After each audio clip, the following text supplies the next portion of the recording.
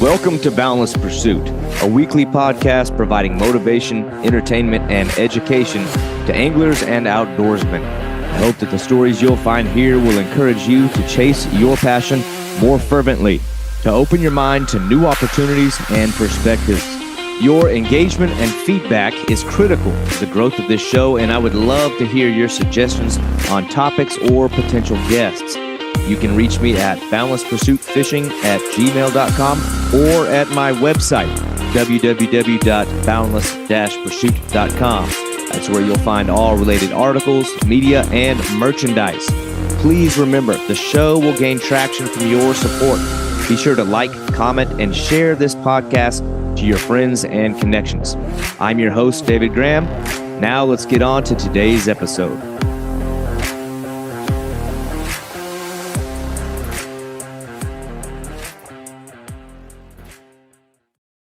Finally, the Guyana trip is over. It is a wrap. And while I'm still unpacking literally, I'm going to take time and try to do the experience justice and unpack it all here figuratively.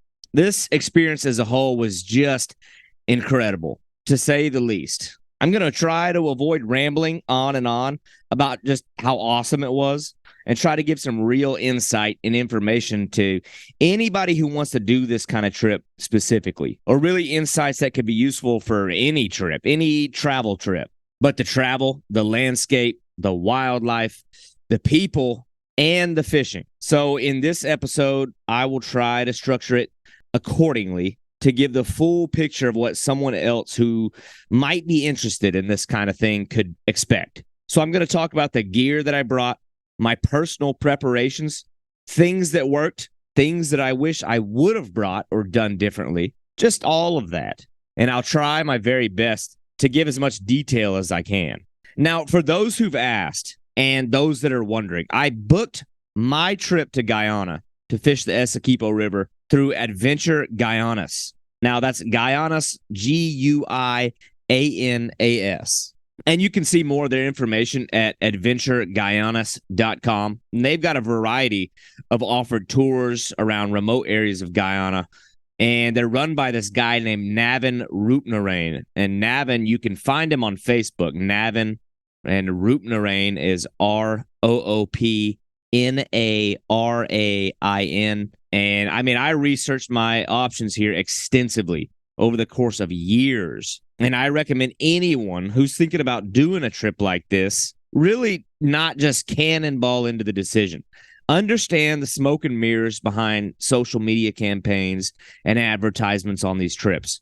Look at the caliber of the anglers who are going on them. See, you need to be looking where the absolute diehards are going and who they suggest. So for me, I got to thank guys like Matthew Alexander, Joe Taylor, Steve Ryan from here in the U.S., Eric Berger, who was actually a guest on this podcast. The common denominator with many of the really experienced international anglers was high praise for Navin's operations. And so for me, I've been in correspondence with Navin for almost a decade now. And this particular tour comes in a number of packages, with the base trip being a 10-day trip. And that's the one that we selected. It's 4 days of traveling. And that's, it's 2 to get there. That's your international flight and your domestic once you get there, and 2 to get home. So what you get is 6.5 days of fishing. And that half day is really just that first afternoon that you initially fly into Iwakrama on the smaller bush plane and make your way to camp. And at least at the time of this recording, the price of the trip was $3,000 per person. And that covers basically everything other than your international flight. So for 6.5 days of fishing, and what I believe is the greatest freshwater fishing on the planet, the price that Adventure Guyanas offers is just incredible. That's like $450 a day. I mean, you can't even find a price like that fishing a half day for basic sport fish here in the U.S. That price covers the cost of the domestic flights, like the flights on the little bush planes, the food, the lodging, everything. Any hotel stays in Georgetown, all of that falls under that $3,000 price. So really, the daily price of the fishing is even less than $450 per day. I mean, you cannot beat that. And if you listen to the last solo show that I did, the one where I was preparing to leave for this trip, I took this expedition with my brother Matt, and we departed from the States from Miami. Now, Miami has direct flights to Georgetown for a nice low price. So me being from Florida, that is a good deal. It costs less for me under a shorter period of time to fly from Miami to Georgetown than it did for my trip to Idaho earlier this year. I think it was less than $500. And we elected to fly American Airlines, but there were options with Suriname Airways at very, very low rates. But I urge anyone to do their own research, make smart choices. I just saw past the low rates and envisioned scenarios of like cancellation or lost gear. And with so much riding on this trip, I didn't think the risks justified the low prices. So I personally went with American Airlines, who may not be the best choice either, but it's certainly better than what I was seeing out of Suriname Airways. And I selected all the plans that were available that could save me in the event of cancellations, last-minute changes, all those backup plans, the extra little fees for basically giving yourself some kind of insurance if something goes wrong. And for anybody that does a lot of traveling, I mean, jot these things down, take these notes. I want to kind of crack the code here or give you some insights from my perspective. There's this app out there called Hopper, and you may know about it. You may have heard about it. It's a totally free app. Hopper, and you should be able to find it on the App Store. My wife, Erin, put me onto this app. It's totally free. It's not a sponsor or anything. I don't get anything whatsoever from even saying this, but I'm trying to help you out if you have any ambitions of doing any kind of trips in the near future or in the distant future. But Hopper will find the best rates and the best prices on flights. It's freaking nuts. You will 100% find the best prices on flights using the app. So jot that down. Use it. That is a free tip. And I just want to give a shout out to Navin. I mean, the guy had us set up just fine. We flew into Georgetown, Guyana late on September 12th. And this was all new to me. I've never flown internationally. I've never even been out of the country at all. So my experience in navigating through customs was all weird and new. I mean, we touched down late, and the first thing you're doing is going through customs and immigration to run the checklist of questions that they have as to like why you're here, where you're going, what's the nature of this trip. I mean, it was a long, long line, and probably the first real look at how time, efficiency, and organized flow of traffic is just not at all the same in Georgetown as it is in the U.S. I mean, the line was massive. No one was communicating. People were cutting each other left and right. There were stations to check in for visitors, stations for VIP, whatever that is, and stations for citizens. None of it seemed to matter. Everyone just bum rushed to whatever check station they could get it. And I don't know how or why, but somehow Matt and I just remained at the back of the line, even with the steady flow of people that were getting off the plane after us. We just stayed in the back. And we pretty much realized we better start flexing our muscles and bullying our way over and in front of people as well, or this was going to take a long, long time. And all the while, we were communicating with Navin's greeting team, his awesome wife and son, mostly using WhatsApp. So that's another hint. If you're going to want to be able to like effectively communicate, especially with people that are overseas, apparently WhatsApp is the way to go. But we were just essentially letting him know where we were, when we were, all of that. And Navin's wife met us where we were to pick up our gear. And, of course, that first breath of relief comes when you see your gear coming around that baggage belt and claim area because, I mean, the trip can't happen if your gear doesn't make it. But I guess such is the beauty of having a one-way flight. There's just the margins of error really weren't there, at least for me. But just outside the terminal, there was like this massive cluster of locals, presumably waiting on the person that they were expecting to pick up. And I can't lie, it was sort of an intimidating scene where order and routine seemed a bit lacking. It's just like a mob of drivers or people outside the terminal. But for us, Navin's son, Brandon, rolled up in our chariot, a bus that was like decked out in Adventure Guyana's logo and advertisement imagery, and it was just masked by this red dust that seemed to cake everything around Guyana. So we just got our gear loaded into the van and started navigating immediately to our stay for the night in Georgetown. It's like 11:30 p.m. or almost midnight by this point, mind you. I mean, it's dark. And we're not there to sightsee or meander around at this point. It's all about getting to the hotel for the night and just laying down and preparing mentally for what was to come the next day. Now, this leg of the trip was really just a blur for me. I mean, frustrating in that I was there, but in the darkness. So there's no opportunity to like look out over the jungle from my airplane. Any sightseeing was just eaten up by the darkness of the night and the darkness of the city. So the reality of the experience, like setting in, was just delayed, one, by night, and two, by this character flaw of mine where there's enough anxiety that I'm almost in denial of the dream being realized until I'm physically standing in the jungle. Like I get to this point where I can't accept that any of this is absolute or actually happening until my feet are in the dirt. Until I'm in the jungle, this thing's not happening yet. Like I'm not here. So I was constantly worried that something, some sort of obstacle could still get in the way. And as irrational as that may seem, the trip just meant so much to me. My mind wouldn't let the realness of it being at the doorstep to set in. But we got there. We got settled. We got a few hours of sleep, as you could probably imagine. It was a little bit of a restless night, a lot going through the mind. But we got up the next morning, and again, Brandon, Navin's son, was there at the hotel to shuttle us over to Eugene F. Correa Airport. And this is when the hustle and bustle of Georgetown was on full display. Now, I don't describe the place as chaotic to be condescending at all, only to like basically establish like a clear difference from what I'm accustomed to. I mean, that place is freaking wild. You haven't seen crazy driving until you've been on these streets. Stop signs, lines in the road, red, yellow, and green lights. They're all just merely decorations.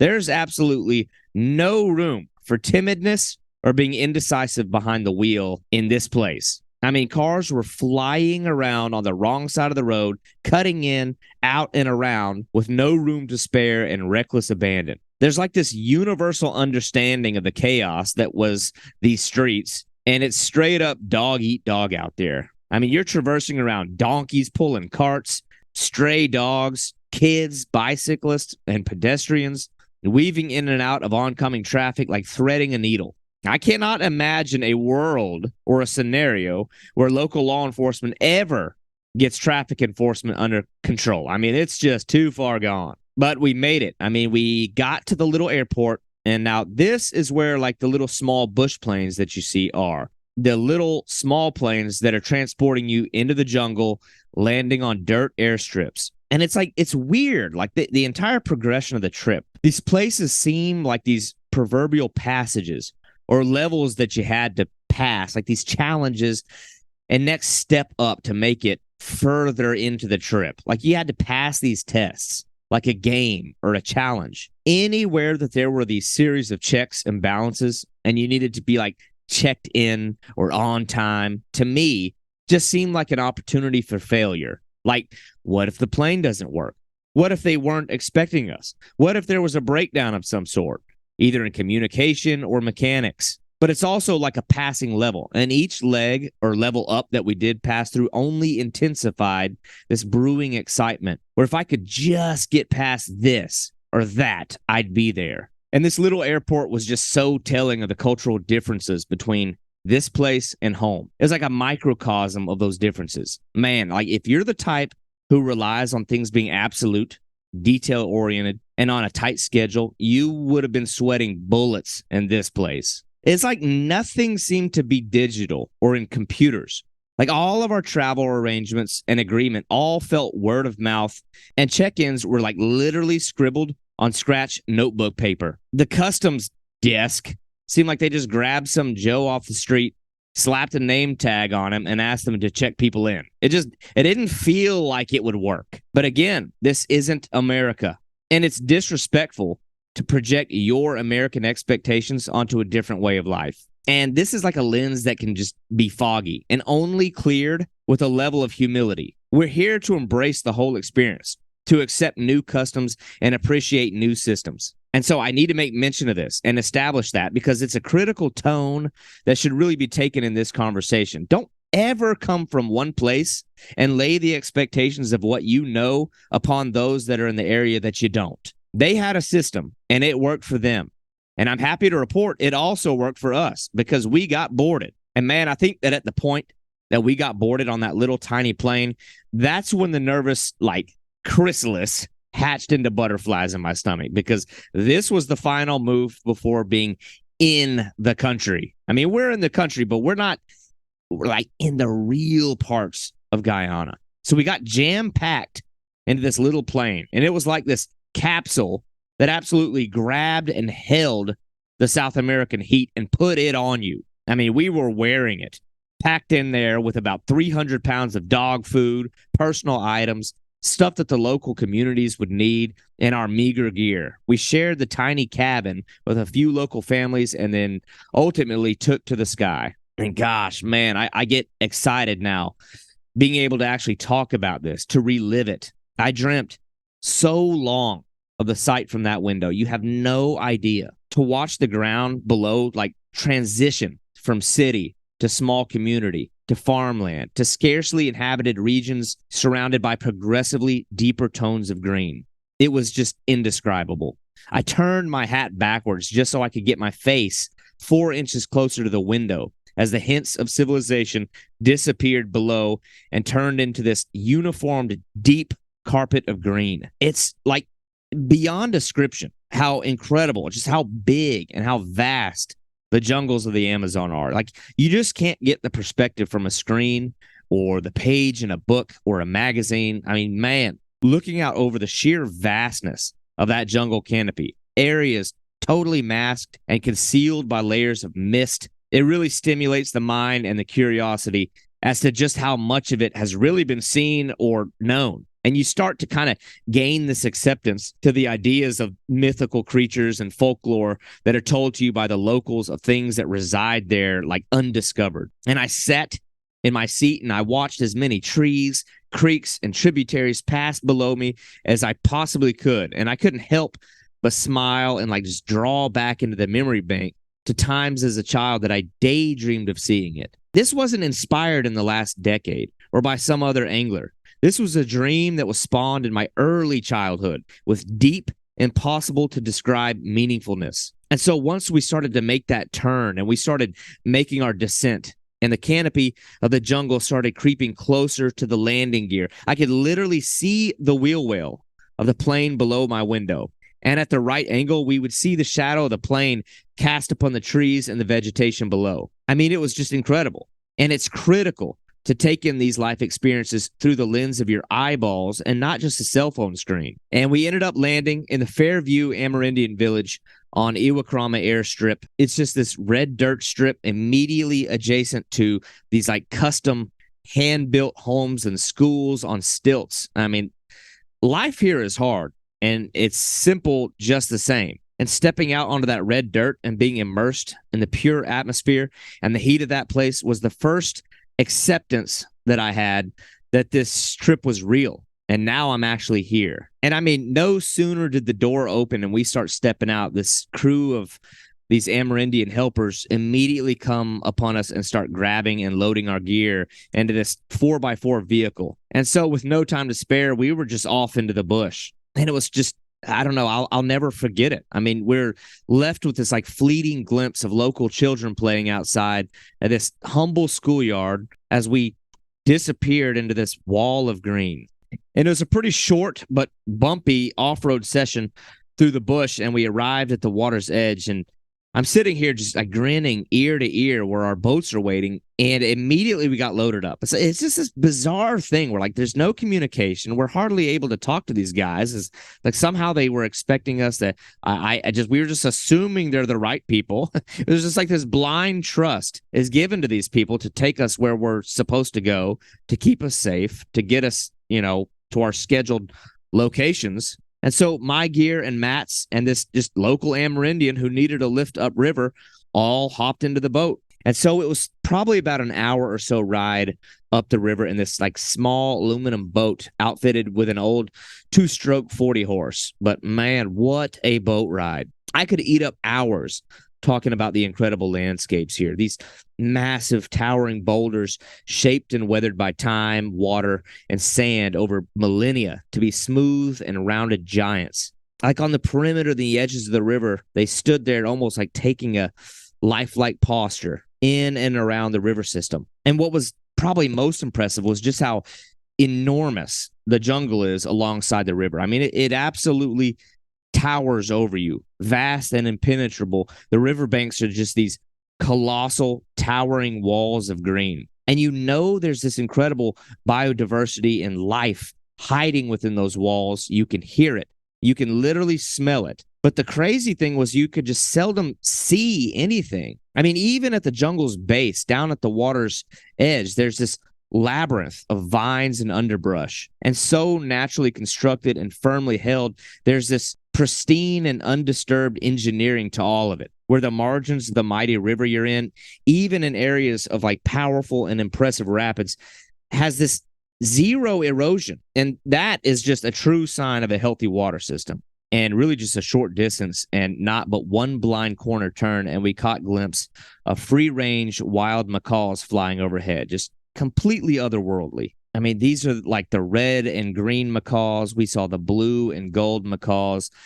To see them flying just naturally, I mean, these are the things that you see in pet stores, in captivity, at zoos, and they're just existing out here, completely and totally wild. And when we finally turned the last corner of our trek upriver, we saw our primary lodging for the trip, Paraiba Lodge. Now, Paraiba Lodge was constructed almost entirely out of materials from the forest itself, using the very wood and materials from the trees that were cleared to raise it. I mean, this is impressive craftsmanship that was the perfect blend of comfort, modern construction, familiarity, and a rustic, rugged lodging place that was just uncomfortable enough that you didn't feel guilty for laying your head there. And where the lodge sits, just geographically, is this stretch of river almost immediately between the village of Fairview or Iwakrama and Apateri to its south.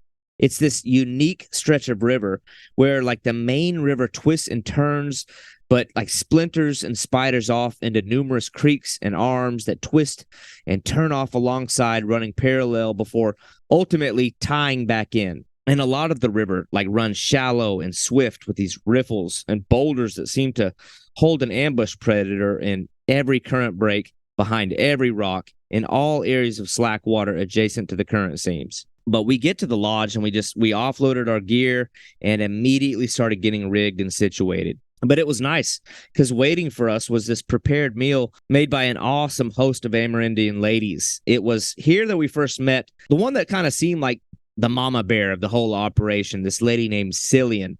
And she was just this gracious and caring hostess, always checking in to make sure that we were enjoying ourselves, our experiences, and seeing what we needed. And right outside the dining area, I mean, there was goats, chickens, pigs, all of them just wandering around, a little garden area with various vegetables and herbs, fruit trees. So things here are just like largely farm to table. And I could not help but just appreciate the work that goes on here. And the room layout at the lodge it's very simple. I mean, you've got this wood room that does have electricity. It does have lights, but no, there's no air conditioning. You've got a bed, sheets, pillows, a running sink, a shower, a toilet. I mean, really, that's pretty luxurious given that you're in the absolute middle of the Amazon jungle. The piping and the plumbing is pretty basic. There's no hot water, but all things considered, you're living nicely. Each bed that we had was outfitted with mosquito nets, although I think it's important to note, we might have seen one mosquito, and this is probably one of the most common questions that I've gotten about this trip, or one of the biggest concerns. Everybody wants to talk about the mosquitoes. Like, oh, aren't you worried about the mosquitoes? Did you get eaten up by mosquitoes? I mean, we might have seen one mosquito the entire trip. There's just this absolute misconception that you're going to be eaten alive by bugs out here. Now, make no mistake, there were bugs, a lot of bugs, and some very big ones. There was like these gigantic Dobson flies, praying mantis, these various beetles and large fishing spiders. And you see it all at night. because the lodge is like the only source of artificial light for miles and miles and miles. And I mean, those lights draw a lot of stuff out of the jungle, but nothing that was biting. Still, the netting is enough of a barrier to kind of keep things from tickling against you at night, and it just kind of provided some peace of mind. I mean, they really did an excellent job in the construction of the lodge. I mean, you don't come all that way only to demand all the same comforts you're used to from home. Otherwise, you're really missing the whole point. So after Matt and I got in a quick meal, I mean, we boarded the first fishing boat with our captain for the entire trip. He was this Wapashana Amerindian named Rockland. And shout out to my buddy Eric Berger, who is a previous podcast guest, as I mentioned. He suggested Rockland. And man, this guy was absolutely awesome. And I'm going to take a lot of time later to talk more specifically about him as we go on. But the main purpose of the first half day of fishing is really just an icebreaker and to gather bait. And that's the thing. I mean, you're catching your bait, and all the success you can possibly have with larger species of catfish and arapaima pretty much hinges on your success and your ability to catch your own bait. And we fished mostly in the immediate area of the camp, specifically for peacock bass and pretty much any other predator species. I really don't even remember how many we caught, but I know it didn't take long, and we were on the peacock bass almost immediately. And we were catching these yellow peacock bass that had like these big black blotches on their sides. And they're physically built, more compact, short and stocky, really shaped similarly to the peacock bass that we see in Florida, but it's not the same species. And I actually believe that the ones that we were catching were pretty recently identified in the Essequibo Basin where we were fishing, and they're called Cycla cataracti. I hope I'm pronouncing that correctly. But pretty unique to be catching a relatively new identified species. But they were a pretty common catch during our stay. Now, I don't necessarily want to give like a breakdown of day by day sort of deal, like, oh, day one we did this, day two we did that, because ultimately the 6 full days of fishing that came after this were just this amalgamation or whirlwind of mixed species captures that was hard to even describe. I mean, this was absolute fishing purity. So rather, I think it'd be best to just describe things more broken down by the species, not by the day, because it really seemed like anything could happen at any time, and days and times are irrelevant. And the most common species that you're targeting when you're throwing lures are the peacock bass. And locally, I loved this. Apparently, locally, they're known as Lukanani. That's just a fun one to say, Lukanani. I may even adopt that here in Florida. And I think we caught at least 3 variants of peacock bass. Some of them look basically identical to what we see in Florida, but the nature of the fishing is just like entirely different. I personally just really enjoyed drifting the riffles and fishing in the current breaks and the seams the most. I mean, it was just insane. You'd find these peacocks like wolf packs behind almost every rock and every current break. The closest thing I could compare them to, like here in the States, would be like some of the smallie fishing that we have in the States, drifting downstream and casting behind current breaks and rocks. Now, the gear for this kind of fishing, a lot of people have been curious about that or may want to know the lure casting, like for the smaller predators. Now, I only brought 4 total rods.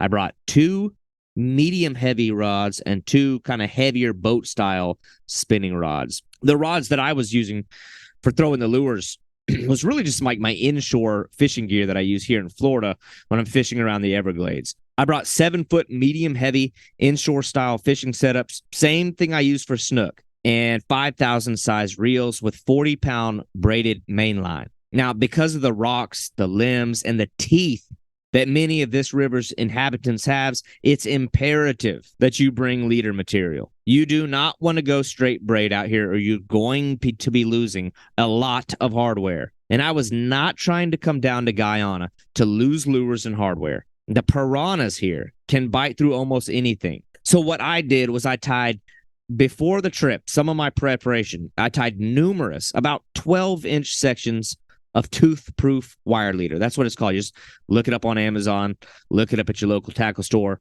It's called tooth-proof. And specifically, I was using like between 40-pound and 60-pound AFW tooth-proof stainless steel leader wire. The stuff performed fantastic. So jot that one down. And I attached a barrel swivel at both ends of my 12-inch leader using a haywire twist, and I attached high-strength fishing snaps to one end. Now, this would allow me to quickly interchange lures because I kind of figured my lures are going to get damaged, the hooks are going to get bent, they're just going to kind of take a beating, and it's just fun to try different things. So we were changing a lot of lures, even when I don't think we had to, because these fish are pretty much eating anything that moves. And it's important to note that, this is not your typical backyard fishing. This isn't high-pressure populations of fish. It is not that important to have low-visibility leaders here. This is unspoiled water and indiscriminate fish that we're talking about. They don't give a crap about visible leader in this area. But even if they did, these little bite-proof leaders are great. They're very thin diameter for how strong they are. So in most cases, especially in moving water where you're really getting a lot of reactionary bites and they're just wanting to eat anything that's moving by in the current, these leaders functioned and worked fantastic. We didn't have a single leader break or cut through. They worked perfectly. Now, they would get kinked and twisted over the course of like dozens of fish, but that's normal. And we would just tie new ones or change them out. What I did do at times was use sections of like 250-pound braid as leader when I was throwing topwater lures. Only because, obviously a steel leader is going to take especially the smaller scale or lighter weight topwater lures under and affect the way that they worked. But that big braid did get eaten through by piranhas a few times. And we threw a lot of lures at the peacocks. But by far the most productive one was an X-Wrap jerkbait of about 4 inches. They were constantly reliable in basically every color. You really don't have to complicate things in this kind of fishing. I think anybody that does ascertain that you got to do this color or that color is maybe trying to make the fishing more than it really is. They're adding a level of skill that's just not there. Everything was just flat out eating if it got in their face. What I would do is suggest that anyone bring a spare pack of trebles because the hooks are going to take a beating and you're going to need to change them out from getting dulled on the rocks, the fish's mouth, and just getting bent. And so I personally preferred like saltwater X-Wraps with the stronger hooks. And 4 inches was plenty enough. Trust me, the biggest peacock bass that live here are maybe 15 pounds on the high end, and they'll absolutely eat the 4-inch X-Wraps. The biggest predators that you're casting at with lures are happy to take a lure of that size. So you don't have to be slinging these giant plugs. All you're doing is eliminating the variety that you could be catching by doing that. But you're casting, and a lot of the times you're catching different kinds of fish. They're all sharing the same space. So we would like intermittently catch different predator fish right alongside the peacock bass.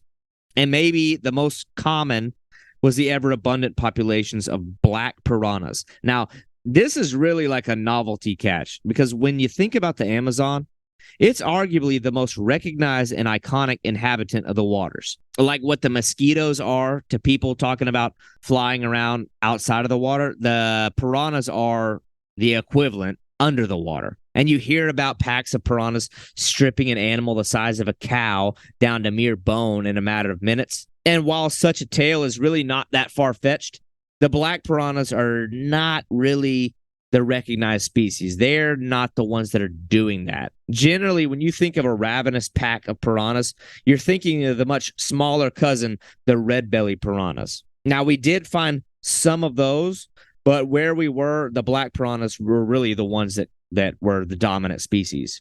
And black piranhas, they can be more like solitary or exist in smaller communities, but they get way bigger. And they're absolutely everywhere. We were catching these giant piranhas in a foot of water, in heavy current and rapids, and down in 50 feet of water. They're everywhere. They're in the sluggish waters. They're in the lagoons that are off the sides of the main body of the river. There's no space that the piranhas aren't in. And as a target, it's an impressive fish. It's like catching a giant bluegill, except they can get over 10 pounds, and they have a mouth like a steel bear trap. They can shear through steel leader and snap a lure completely in half. Almost every lure that I threw on this trip bears the scars of piranha bites. And I mean, to me, it was a lot of fun to catch. It was a little bothersome at times, and you really sacrifice a lot of bait to the piranhas. I mean, there's no way around it. That's just part of the game. It's part of the equation. And even we tried keeping a piranha, chopping it up, and using its chunked carcass, but it only caught more of its little cannibal friends. I mean, for me, I couldn't help but looking at the teeth. I mean, they're just extraordinarily powerful in their bite, and they're very intentional with their use, purposefully and with direct intent to bite anything that you put in front of their face. I mean, we were putting sticks as thick as your thumb into their mouths, and they would easily snap them in half with one bite. A fish like this could absolutely positively take a finger, no questions asked. But beyond the piranhas, I mean, we had a few shots at a really unique species and a big target for me, and that was the arowana. It is the smaller cousin in the same family as the arapaima. And I remember seeing videos of this unique species when I was a kid. They'd be hanging out below overhanging branches and leaping out of the water, feet into the air, to eat bugs right out of the trees. That may be part of the reason why the locals around them basically call them the monkey fish, or what translates to monkey fish. And they're just one of the most absolutely coolest looking fish in the Essequibo River and in the Amazon as a whole. I mean, very like dragon-esque appearance. And you can really see the parallels between them and their larger cousin, the arapaima. They're structured very similarly, where the entire length of their body just kind of seems like an extension of their tail, or like this oar-like shape. The large eyes, large scales, very just prehistoric bony skull features. And we would generally see them like on the slack side of shallow sandbars and on the slack side of rocks, creating this like wake as they traveled just under the surface. And they would gulp at the surface almost like a rolling gar or a rolling tarpon. And you could see them swimming just under the surface, and their whiskers would sometimes be sticking out of the top of the water. And so this is clearly like a very sensory-oriented species. They got these huge eyes. They have the whiskers. And so we would get their attention very quickly with a topwater lure. They seem to love small, like plopper-style lures, or the small lures that have a little propeller on them, anything that crawls along the surface like an insect that's stuck on the surface. And I managed to catch a really nice one on the first full day of fishing, and it made an immediate impact for me. The arowana is just a fantastic fighting fish, extremely powerful for their size, incredibly agile in the water with some spectacular jumps. I honestly think of all 20 species that we caught, they may have made the best impression on me out of all of them. And so there'd be times that we really needed to focus on catching certain species, catching fish for bait. But like, even on those side missions, if I spotted arowana, I was picking up a rod that was outfitted with a small 2-inch whopper plopper every time. I could not pass up the opportunity to catch those things. But we also had 2 encounters with a really weird-looking fish out there called a bicuda, and it's similarly pronounced, and it's similar in appearance to our saltwater barracuda. Very similar in the way that they look, the way that they move. And the bicuda are absolute speed demons. Like, we would see them assaulting bait fish from time to time, and they're just, all that they're missing are the big teeth. Now, Matt managed to hook a really nice one. I mean, this thing had to be close to 4 feet long. I don't know what their top end size was, but it just had the look and the size of a mature fish. And he hooked this thing, and it rocketed under the boat with blinding speed, went to the other side, and then went flying into the air, tossing the hooks.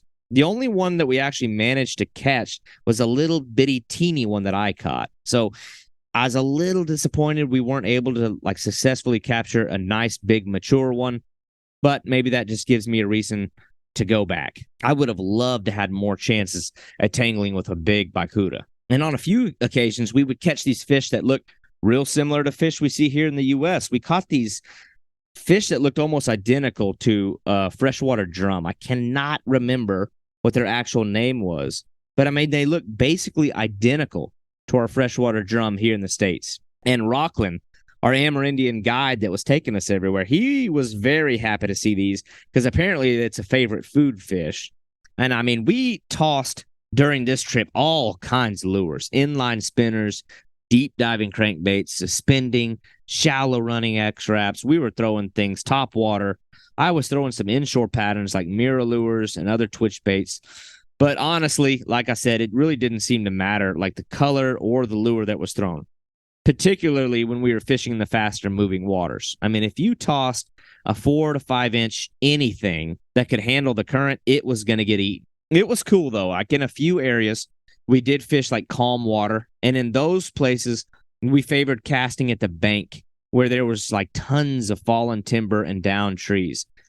You'd get these intricate root systems that had like the very similar feel or similar effect as the mangroves that we have here along the coastlines of our Everglades. And in those areas, we found a lot more of the peacock bass that looked just like the ones we have here in Florida. And you would see them just launch off into these massive blitzes and start exploding on bait fish, pushing them right against the bank. And it was in these environments that you really get a better gauge at how the fish approach and look at lures, because they weren't in the same hurry to strike as they are when it's simply passing them by in high current. And I found, especially the peacocks, favored lures that cross back and forth, like a walk the dog style lure that has to cross from the left to the right and is just passing by their face, not the linear retrieved lures. And it drove them absolutely nuts. It was almost a guaranteed bite if you got these lures in front of them. Like our inline spinners or our linear moving surface lures like a whopper plopper, like we would get bites. But man, like at one point, we started throwing spooks, and they were absolutely murdering them. That was some of the funnest lure fishing we did on the entire trip. But I'm really glad that I had the foresight to bring a few bags of flukes, because there are definitely some snaggy, overhanging brush along the bank that is perfect for skipping flukes. And I don't think a lot of people come to Guyana with soft plastic twitch baits like that. But now that was drawing some serious action with the peacock bass. They were going insane over them. And there were times where you'd see a half a dozen peacock bass chasing the lure down, trying to eat the lure out of one another's mouths. But the problem here, obviously, with throwing a soft plastic was the piranhas. And I mean, they made short work of the flukes. We had so many times that we brought in a fluke with a perfect semicircular cookie bite out of its side. I will say, though, like the Z-Man Elastec style flukes that they have, the ones with that stretchy plastic material, they handled the bites pretty well. And they held up way better than your typical or classic Zoom flukes. I just personally prefer the swim of the old-fashioned Zoom flukes. And I can't stress this enough. Like, I would suggest to anybody who's considering this trip or gear prepping, keep it simple. Do not overcomplicate. You will not need a massive assortment of lure patterns. You do not have to get crazy fancy with it. I mean, a 4-inch bait fish pattern of any kind will catch the biggest peacocks. Bring extra hooks to change out, suspending twitch baits, and X-Wraps. The fluke thing was a lot of fun, and it was highly effective, but you're going to burn through them. It may not be worth it. It's up to you. I mean, they really don't weigh anything, so if you have room in the luggage, throw you a pack in there. The small whopper ploppers, like the 2 to 3 inch, like real small whopper ploppers, those are perfect for arowanas. If you get to a place where you see an arowana kicking up a wake on the surface, I guarantee if you put a whopper plopper in front of them, they're going to bite it. Or like a small popper. But especially like the walk the dog style spook lure, that's going to generate a lot of bites from the peacocks where the water is sluggish or calm. And you're just going to have a lot more fun watching them explode on it, even if they're missing the lure. And again, do not be afraid to run wire leader on everything. You're going to need the protection. Going down there with the intent to be sporty is completely pointless. You're not going to encounter fish that you're going to have these battles of wits with, and you're going to have to work hard to figure out and dial in and pattern. They're going to eat. Just enjoy the opportunity to catch a plethora of different species. Now, I personally brought 1-piece 7-foot inshore medium heavy rods. Travel rods are definitely the way to go, though. I will say that. Like my one hiccup that I think, the one thing I would do differently, I would not have brought 1-piece rods. I just personally don't own any good 2-piece rods, and personally, I didn't want to buy any. But a travel rod is way better for the convenience during transportation, and you're going to have less of a risk of the TSA people or whoever tossing your gear around. And it's just a pain. Trust me, I got a lot of weird looks and it was not fun carrying my gigantic travel tube through the airport. One thing you got to do, though, is just be very mindful of your rods at all times. It's so easy to get sidetracked by the sights and the sounds and the smells and just the ambiance of the jungle. But you've got to be careful with your rods. When you're not using them, you're just laying them down alongside you in a small aluminum boat. And there's a lot going on that can break the rods or the eyes of the rods. And I can totally see how and why people break rods so badly down there. When you hook into the big fish, it really just starts erupting into chaos. Rods are rattling back and forth. Your rod tip can slide underneath the seat of the person that's sitting in front of you, and if they make one wrong lean, one wrong move, that thing clamps down, your rod's done. Now, my other setup was 2 7-foot heavy-style ugly stick boat rods paired with my older Penn Spinfisher 8500s. I love those old Spinfishers. I've had mine since 2010, and I'm embarrassed to say that I've never once had them serviced. I mean, my set of Spinfishers have caught alligator gar, Goliath grouper, white sturgeon, Gulf sturgeon, sharks, rays, catfish, and all kinds of monster fish in some very harsh conditions in saltwater and freshwater, and they've always held up. And so I brought one of my 8500s that was spooled with 200-pound braid and a 200-pound mono top shot. The other was with 100-pound braid and the same 200-pound mono top shot tied with an FG knot. These were just my catfishing rods and for the Arapaima. And I think here, guys, the key is the mono top shot. Put on at least 7 feet of this stuff because you're going to encounter rocks and snags heavily in these rivers. And some of the species of catfish that we caught had the propensity to get 100, 200, even 300 pounds in extreme cases, and they possess incredible power. When a fish of that stature takes the bait and wants to get into the rocks, there's not much you're going to do about it. And I was not at all concerned if the rod and the reel had the capacity to take down even the biggest fish in the entire Amazon. I mean, I've caught sturgeon over 9 foot on this gear. The problem is the snags. You have to be able to contend with the rubbing and have some form of abrasion resistance. Your line and your rigs and your gear is going to rub against rocks and tree limbs. And so what I did is I attached heavy snap swivels, like over 500-pound strength, to the mono top shot so that my actual leaders could be quickly changed out. Like the same top shot stayed there, the same snap swivel. I just had a lot of different kinds of leaders pre-tied that I could easily just slap on the snap swivel and interchange. And most of my leaders were roughly about 3 feet long. And what I did was I used 2 strands of 140-pound Malin hardwire. And what I did is the hardwire was attached to a heavy barrel swivel on one end and directly to like a 10-aught circle hook with a haywire twist, just like your typical shark rig. So I'd use a double strand of the 140 pounds, so I'm getting nearly 300 total pounds of capacity out of it, and the 2 strands of the hardwire are twisted together. Realistically, you're probably fine to just use 1 strand, but in this environment, I'm not ashamed to say I was not there to take chances or be sporty. I was there to crank these bastards in. You've got to get them away from the cavernous caves that they live in. There's no give, no time to pitter-patter around with the fish. And above the steel leaders, I put 4-ounce egg sinkers on the 200-pound mono line. That seemed to hold up for me just fine in the current. And we'd really just use all kinds of fish for bait, pretty indiscriminately. The heads of peacock bass, slabs of piranha, drum, payara, these little pike cichlid-looking fish, just any small fish, we were using them for bait. And the thing is, when you put bait down there, you have no control over what bites. And that was really what a lot of the fun was. I mean, it could be a 10-pound fish. It could be 200 pounds. I will say that fish like the coveted paraiba, or lau as they're called, really seem to prefer the deep holes below the rapids, as did the jow catfish. The red tails were a little more happy to be in some of the slacker water, but you'd get a lot of piranhas there. And as far as the catfish, I mean, we caught the red tails, tiger surubim catfish, leopard catfish, flat whiskered catfish, and we caught them early and often. But the big 2 is the lau and the jow. These are 2 fish that can get well over 100 pounds and possess incredible power. I mean, the paraiba is the fish that the lodge is named after. And my brother Matt was really on a hot streak with the catfish the whole trip. For whatever reason, I just wasn't on them as well. He managed to catch one nice lau that may have been around the 70-pound range or so. Could have been a little bit more. But, I mean, that thing was whooping his ass. That is clearly a fish that pulls tremendously. And that's their reputation as being among the strongest pulling freshwater fish globally. We got red tails up to 50 pounds or so.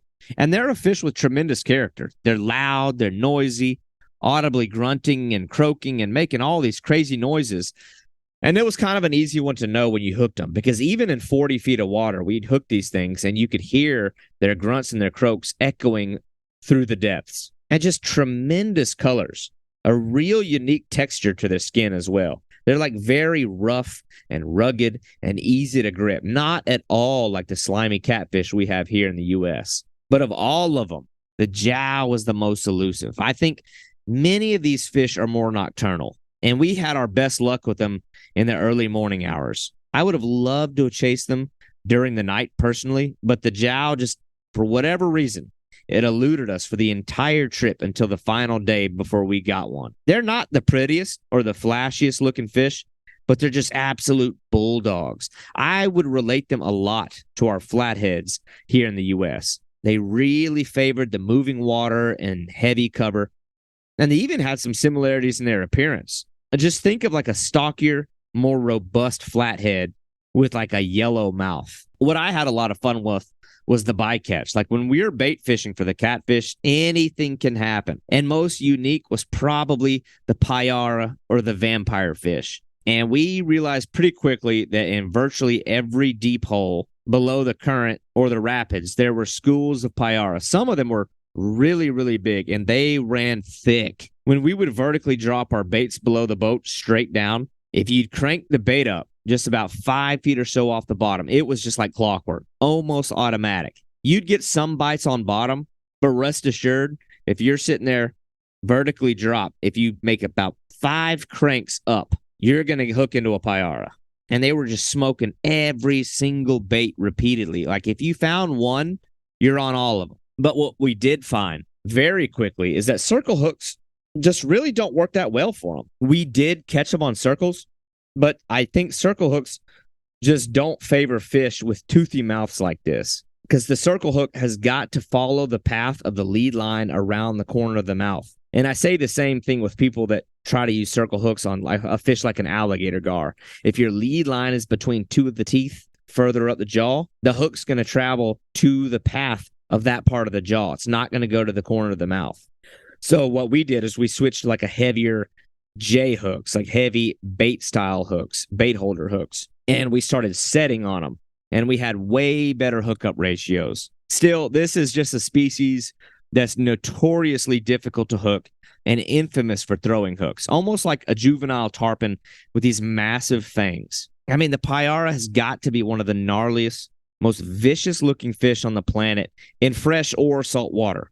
Extremely intimidating-looking animal, but they were definitely a favorite to catch. But now, for me, one of the most absolute high-priority fish was a fish called an aymara. And I think that they have a few different regional names throughout South America. But a common name for them is wolffish. And this is a species that can get around 40 pounds on the high end. Not necessarily a massive species of fish, but just an absolute marauder. Now, those of you who know me know by now my affinity for our native bowfin. It's my fish, my absolute favorite species. Think of a wolffish as like a giant Frankenstein version of a bowfin on steroids. They definitely have some similarities, only they have a short dorsal and much, much bigger teeth. Maybe like a similar attitude, just all violence. And both of them share the same proclivity for living tucked away and in and around heavy structure. I was very interested in observing the similarities the two fish might share, like behaviorally. But really, they're simply two totally different animals. We were finding the wolffish in deep water, like 20 to 30 feet deep or more, around a lot of stone and rock. I think it's a kind of fish that likes to live in like rock caves, rock crevices, but they're very happy to be down very, very deep. And generally, even though I've caught bowfin in 20 feet of water, it's more known as a shallow water species. But we caught ours dropping baits down vertically, kind of, I think, hoping to put the baits inside or just outside those cavernous places of refuge. And for such a ferocious looking fish, their take on a bait is very subtle and hard to notice. I mean, you take one look at these fish and you think they're just going to assault, but they were just ever so gently thumping the bait. And time again, we would try to engage the fish and they not hook up. It was bizarre. It was like this nearly undetectable bite. It's like they were just mouthing the bait, testing it out. And I first saw this species, the wolffish, years and years ago on Larry Dahlberg's show, The Hunt for Big Fish. But he was fishing for them totally different. He was throwing topwater plugs, and they were just absolutely murdering the lures. I mean, that's something I'd love to do. So they definitely have the propensity to show out and annihilate baits and lures. But the way that we were approaching them just really didn't give the species the opportunity to do that, I guess. But still, being able to finally hold some of these fish, like to physically look at them, was so nostalgic. It was this sensory overload for me. And it just got crazy out there. I mean, you drop a bait 6 times and catch 6 different species. No one area was overtaken by one species. There's this perfect symmetry and balance of biodiversity in the Essequibo that is just unlike anything I've ever seen. No one species was outweighing the other. Each corner turned could and would be something new. It was just absolutely spectacular. Now, we did attempt to creep into a few of these like backwater sloughs to look for the larger wolffish, and that was really cool. I mean, we crept into these areas that were eerily similar to what I look for when I'm fishing for bowfin. I mean, it literally felt like chasing bowfin. Tight, snaggy little creeks with dark black tannic water, and then these random isolated deep pools. Exactly what I look for when I'm swamp hopping and looking for big bowfin. The only problem was we worked our way into this trusted wolffish lair, and then out of the thicket and like out of the brush came this posse, almost mob-like group of giant river otters, and it was just sensational. I mean, we have otters in the United States, and you see our otters from time to time, but these giant Amazonian river otters are just something else altogether. They glided in with this almost challenging posture about them, clearly sizing us up, chattering and whining, but they look like these 70-pound dogs, like these massive otters. With like their heads were like pit bulls. You just see these 2 clumps of muscle on top of their heads. And at least one of them, I don't know if it was like the dominant male or the dominant female. It was certainly the elder of the group. I mean, this thing looked as if it were to stand erect on its hind legs. It could just about look you eye to eye. That's an idea of how massive they were. Incredibly impressive animals. But our guide, Rockland, he let us know that basically the presence of a posse of river otters is almost certainly indicative that that was going to mean an absence of the wolffish. He said that the otters pretty much actively feed on wolffish, and the mere presence would send the fish into hiding and blow the spot out for good. But it was still a fun experience, like navigating off the main river and getting into these swampy little arms off the main river. And it felt very similar to the treks that you have to take to find the Arapaima. So we're going to go there. That's kind of the elephant in the room here, that topic. That's the species. And I was thinking that the time that we spent looking for Arapaima was going to be a little more like ceremonious. But we entered the first lagoon about as unceremoniously as we could have. It was this eerie, like nonchalant tone about our guide where he just casually suggested that we pull in baits soaked for catfish and make our way into a nearby Arapaima lagoon. I mean, we went from fishing for catfish to him just very casually asking, do you want to go fish for Arapaima? I mean, I had no time to process it, but it immediately changed the tone of the trip and the tone of our energy. I mean, you've got to understand that each species that we caught, all of the sights and sounds of this trip were deeply important and meaningful to me. But the Arapaima really represents the core of the experience. This is the queen of the Amazon, And so we began to work our way through this gauntlet. It was this physical and proverbial passageway. I mean, it felt like the navigation of my time as an angler, of growth, navigating twists and turns and obstacles that had me ducking, climbing, and maneuvering. So representative of life, where there's this expectation of greatness on the other side. Open water and space to move, earned only at the end of a difficult path if you're just willing to go through it. And so we entered into the main body of this isolated lagoon. It's like everything I'd ever dreamed of, everything that you see on TV. After this tumultuous push through a narrow passage, and very quickly we heard and we saw the rolling of a mature arapaima. And for me, it was here that I was so sure that I would lose my cool, lose self-control, to be paralyzed by my own nerves. But something interesting happened as we navigated quietly across the surface. There was this intensity in that boat and a level of silent, mutual understanding and focus that you could cut with a knife.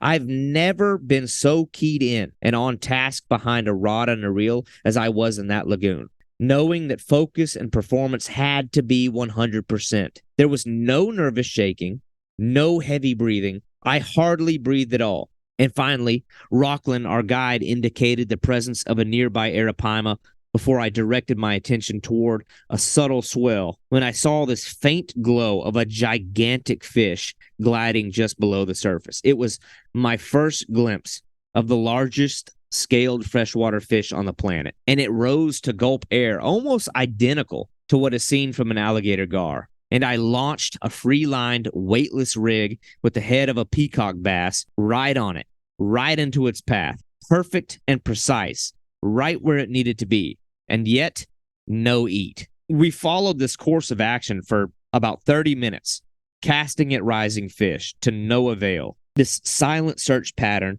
waiting on a fish to come up within reach and distance of a perfect cast. And we tried and we tried, but ultimately we decided to sit quietly along a shady spot near shore where we could have a quick lunch and just marvel at the duo of rising prehistoric fish and the colossal river turtles. I mean, the turtles in these lagoons look like the hood of my Jeep. They're these enormous animals. And part of me would have been happy to hook one of those, honestly. But we waited with lines passively in the water. I tossed out a bait while eating, and moments later, this still buoyant braided line that was resting on the surface started slowly traveling out. At that moment, when I saw that line first start tickling the surface of the water, I don't think the reality that it might be an arapaima like at all registered. And I'm embarrassed to say that when I came tight on the fish, I initially thought it was one of those giant turtles because it didn't take off like a fish. It just slowly started moving away, slow and heavy, just like the giant turtles that I catch when I'm bowfin fishing. But Rockland, our phenomenal guide, this guy was always absolutely spot on. I mean, this guy could call a fish species within seconds of hook set. Like, he knew it was a fish, and he jumped right into action, getting us out and after the animal. And after a few unmistakable head shakes below the surface, I kind of came pretty quickly to the realization that I was hooked to a big, big fish. And ultimately, much like an alligator gar, I felt the line start to rise, and I knew soon I'm going to lay eyes on the fish that I've dreamt of real time. The arapaima rose, but its initial rise was just a gulp of surface air, no jump. But I can't even describe the moment of seeing this thing rise from the depths, this massive, deep body, enormous fish. It was shocking, a 200-plus pound fish to be certain. And I'll say, my experience in fighting this monster was not one of like overwhelming power, speed, or runs. This fish just simply chose the heavy game. It dug deep and it pushed to the bottom, and it really didn't put up the most spirited fight trying to cover water or run us into snags. It just stayed low and refused to come up, challenging my strength. And that was all but for a few absolutely spectacular head shakes. Now, the arapaima would rise slowly, and then it would just burst into these incredible displays, mouth agape, gill covers flared, these erratic head shakes that sent gallons of water flying into the air and into the bottom of the boat. Still, and I do not know how, my nerves remained intact. I've never been so focused on the task when fighting a fish. I've had so many lifetime catches that had my knees trembling, and yet for whatever reason, I felt supremely dialed in and focused on the entire fight. And so Rockland, he grabbed his paddle. We're not using the motor back here, and he eyed like the one clear space of bank in this entire lagoon, and we began a slow and methodical tow session, bringing the fish in with us.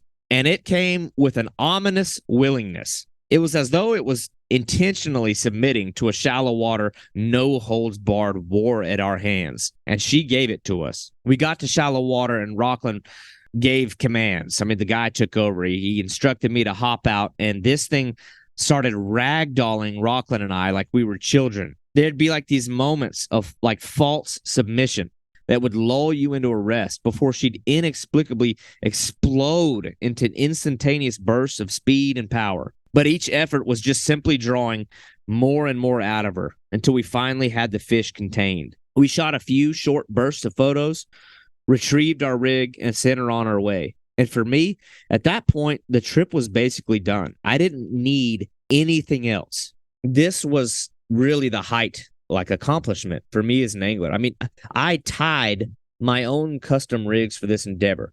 I wanted all potential failures to rest on my shoulders. I did not want to allow the risk of like manufactured leaders or someone else's hand in whatever problems might arise, because that kind of thing would keep me up. And I can own my own shortcomings. I can fix myself. So what I did for Arapaima, I opted to essentially replicate my own bowfin rigs on like a scaled up level. What I did was I used 3-foot sections of 500-pound Kevlar cable. It's like this thick black braided line, similar to like a bow and arrow string. To me, I thought that the supple nature of the material would prevent like detection. It's soft to the bite, but it's durable and pliable enough to twist and contort and just take form of whatever it came in contact with if the fish started jumping and thrashing. I think that a piranha could have bitten right through it, but Arapaimas have small, like peg-like teeth that have to really, really saw against Kevlar string long and hard to threaten its fracture. We used the 10-aught heavyweight octopus circle hooks, just, your typical catfish hooks. And while I don't think it was necessary, I still maintained a 6 to 7 foot section of 200-pound mono attached to my braided mainline with an FG knot. That was not so much for the abrasion resistance as it was for like a handle. Because the thing is, like, when you get these fish into the shallows, you've got to control the head. You've got to control the lead line. Grabbing braid barehanded with a 200-pound fish on the other end is a recipe for disaster. So grabbing the thicker mono, it was way easier when the fish was going nuts in the shallow. It wasn't hard for Rockland and I to grab the leader and just leader her back in. I mean, the Arapaima was just incredible. I felt a lifetime of pressure lift off of my shoulders when that fish swam off. And at that point, I was really able to just relax a little more and take in all the intricacies of the experience much more clearly once the deed was done. I'll never forget having an animal like that in my arms. The prehistoric textures of its scales and its head, the raw power that you would feel in its every subtle move, knowing the capability that it had to generate this tremendous force so suddenly. It was scary. It's like holding a loaded gun that can fire off on its own. There's not a lot of experiences, I think, that we have as anglers, especially in fresh water, where you make contact or eye contact with a creature that can scare you. But immediately after that catch, we pretty much just ventured off to tackle other species. The lagoon was basically blown out by all that commotion, but still we knew that Matt, my brother, was going to need another shot at an Arapaima later in the trip. So we took a solid 2 days off of chasing that fish just to reset, enjoy the jungle, and do more of a proactive style of lure casting before we decided to take another shot at an Arapaima for Matt. So in our second effort, we decided to go somewhere totally different. This time, Rockland took us way further upriver. We loaded up the boat with a bunch of supplies to make camp, and we even brought one of the Amerindian ladies, Cillian, and we loaded down the boat with all kinds of gear that we'd need to make camp further upriver. We ended up pulling up to this huge rock surface in a smaller side section of river that was like settled on calmer water, and we made camp there. We had this structure that was built out of logs with a tarp draped over. We had these handmade and fabricated tables, and that's where Cillian set up supplies to cook. Matt and I were given a fold-out cot each, a pillow and a sheet, and that's basically it. And I mean, at this location, you're out there, absolutely exposed to the elements, nothing to prevent any sort of animal from just walking up and making contact. All Rockland did was string up a hammock between two sticks, and that's all he needed. Thankfully, I snagged one of the mosquito nets from one of the unused rooms back at the lodge, because thank God for that. I mean, even though I mentioned earlier there's just no mosquitoes, there were a ton of insects. And I just don't feel like having things crawling on my face while I'm trying to sleep. And about 100 yards back in the jungle, there was this primitive toilet built up on a wood box situated over a deep hole and outfitted with an old toilet lid. I mean, I got to give credit to its builder. They tried, but I was not about to hang my rear end over that thing. I took my headlamp and shined a light down into the hole, and it was absolutely loaded with tailless whip scorpions. And if you don't know what that is, Google it.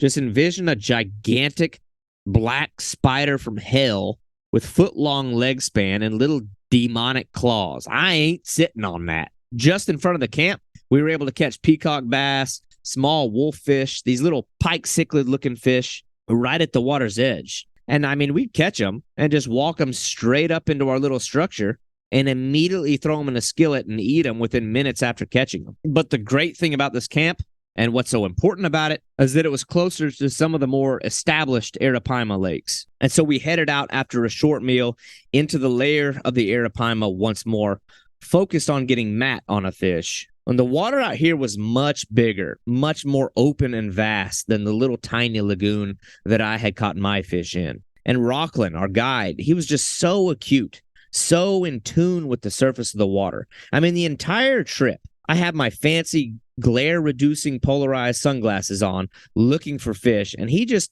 has his bare eyes squinted, and time again, he would point out fish, and I couldn't see it. The thing was, Rockland wasn't just looking to see the fish itself. The guy could canvas the surface for 1,000 different signs. The way the small bait fish moved in panic, the bubble trails, all the ripples, little tiny things that indicated something was there. And he knew better than anyone else ever could. And I mean, I'm sitting here looking and listening to the basics, the audible pops and the physical gulps and splashing of rolling Arapaimas. And Rockland is over here just putting on an absolute masterclass of observation and seeing things I just couldn't see that were so much deeper than that. And so once again, it was a similar approach. We tried our hand at casting at rollers, casting at bubble trails made by fish that were mulling around on the bottom. But again, it wasn't until we sat stationary and simply put baits out that we got action. At one point, the craziest thing happened. Matt had this run and it stopped. So we thought his bait had been, picked up by piranhas, picked up and dropped. Maybe he got stripped. So he retrieved the bait to inspect it, and a 7-foot class Arapaima had followed the bait all the way in and absolutely annihilated it boat side, throwing like 5 gallons of black water into the air in the most horrific topwater strike I've ever seen. The fish did not stay buttoned, but that was a sight to behold. It was like seeing a 200-pound snakehead tracking and blasting a topwater lure. But it was just a short time later, we had baits out again, and Matt got a more consistent and determined carry. He came tight, and the fish was hooked up. Another monster. The same battle played out, though. These hard digs to the bottom. The fish played the heavy game on us, only rising 3 to 4 times to either gulp air or to these furious head shakes. And once the fish started to settle, Rockland again manually towed the fish over to a cleared out area by paddle where we could contain the monster. And I was so happy that Matt and I were able to get some very clear and quality photos of the fish, even a team shot with the 2 of us holding it before sending her back. I mean, this was really just the final chapter of the fishing. We had accomplished everything we could have wanted and more from an angling standpoint. But an adventure like this transcends fishing so much. At least it should. And I want to make one thing abundantly clear. The fishing is incredible. The fish are amazing, but this isn't the story of two supremely talented anglers conquering the world. This is simply the story of two guys who put up the cash and seized the opportunity. We are nothing without the guides. And I want to make this clear and emphatic. We are nothing. We would probably die. The guides here, the Amerindian people, are the real winners. These people are heroes. They're everything. The operation doesn't exist, at least not as fruitfully in their absence. They are the absolute backbone to these operations and to the experience. And someone needs to shine a brighter light on them, not because they want it or they expect it, but they absolutely deserve it. And I'll say this, and I mean it. My biggest takeaway from the experience is not a 200-pound arapaima, like maybe I thought it would be. My takeaway is the culture, the environment. These people who live out here are a rare breed. They are supremely skilled, tough, and capable people. They do not complain. They do not expect, because they don't operate like us. Everything they do is intentional and with purpose.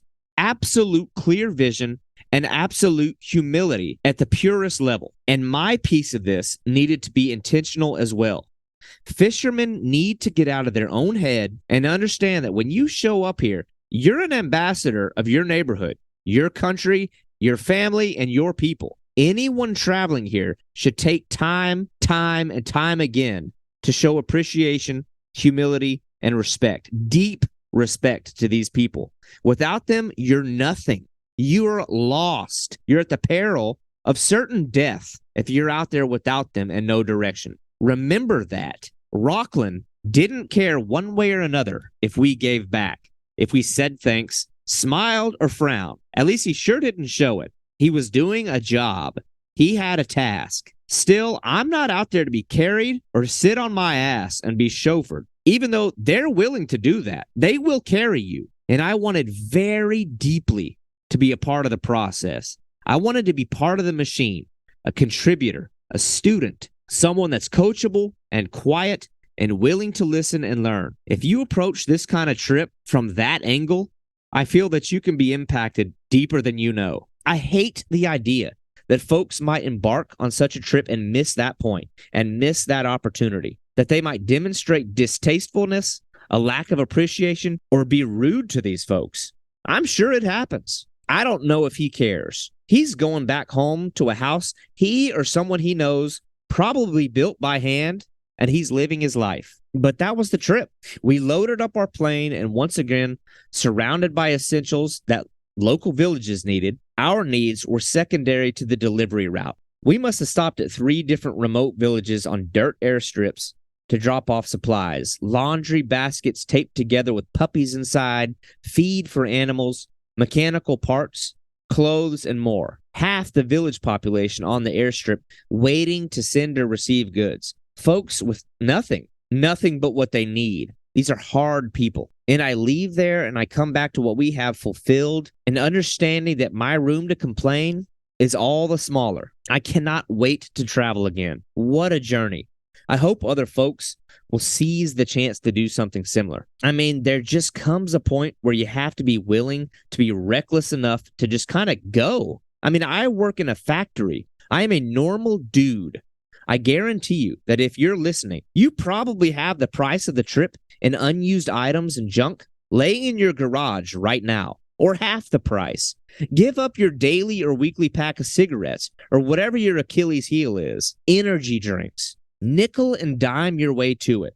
Set a hard line internally or write it down somewhere that I'm going to make this happen on this date and hold to it. I will mention this. That Rockland guy made out like a bandit. I mean, we treated this guy like a king. I mean, we gave the guy close to $1,000 US, which makes him a very rich man in Guyanese dollars. And while I could tell that that made him happy, it's pieces of paper.